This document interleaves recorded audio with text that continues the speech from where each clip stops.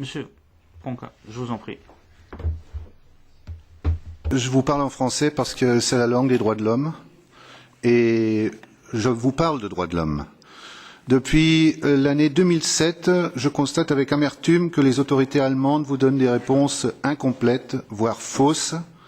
Elles ne vous les donnent pas qu'à vous, elles vous les donnent aussi au Conseil des droits de l'homme de l'ONU, par exemple.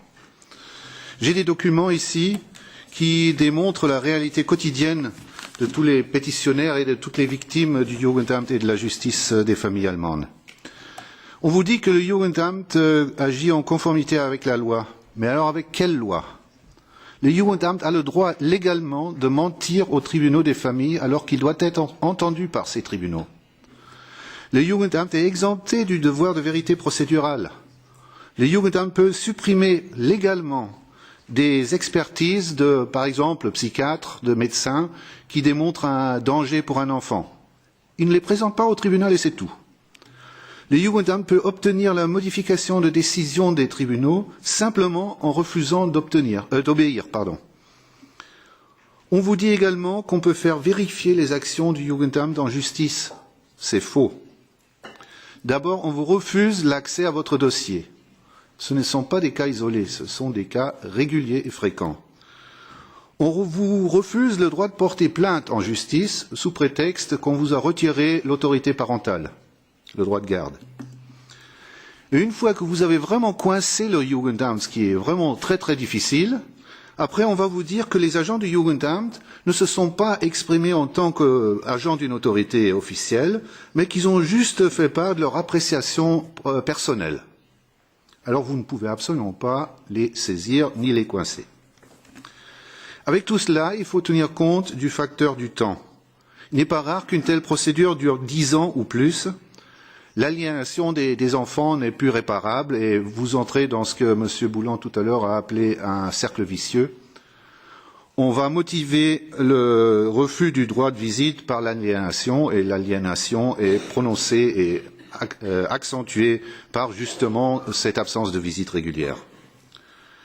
Une fois que vous trouvez le moyen, ce qui est très dur, de porter plainte contre le Jugendamt en demandant des dommages et intérêts, on va vous ruiner financièrement, systématiquement et financièrement. Tout cela n'est plus un problème de divorce. Il y a de plus en plus de familles intactes qui souffrent des actions du Jugendamt. Ces cas sont documentés par douzaines, voire par centaines, par exemple sur Internet. Et ce n'est pas non plus un problème de parents binationaux, c'est aussi un problème de parents purement allemands. Les actions aléatoires du Jugendamt sont partout. On vous retire des enfants, je peux vous citer des cas pour des motifs absurdes. Un agent du Jugendamt qui vient rendre visite à une famille et qui n'aime pas les meubles. Alors, on a posé la question ce matin, ou en début d'après-midi, que l'Européenne, le Parlement, la Commission dans tout cela, puisqu'il s'agit de droit national. Eh bien, moi, personnellement, je vous réponds, les droits de l'homme sont universels. Il n'y a pas de droits de l'homme allemand, ni français, ni italien, ils sont universels. La Cour constitutionnelle allemande refuse de décider dans 97% des cas.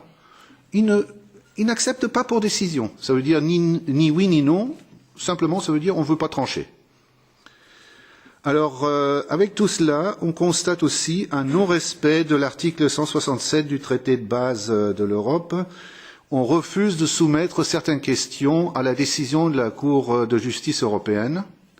Vous savez très bien que cette Cour ne peut être saisie par des particuliers, elle doit être saisie par des tribunaux nationaux, et spécialement par le tribunal de dernière instance qui est obligé de soumettre toutes les questions ayant trait au règlement européen. Donc, on le refuse.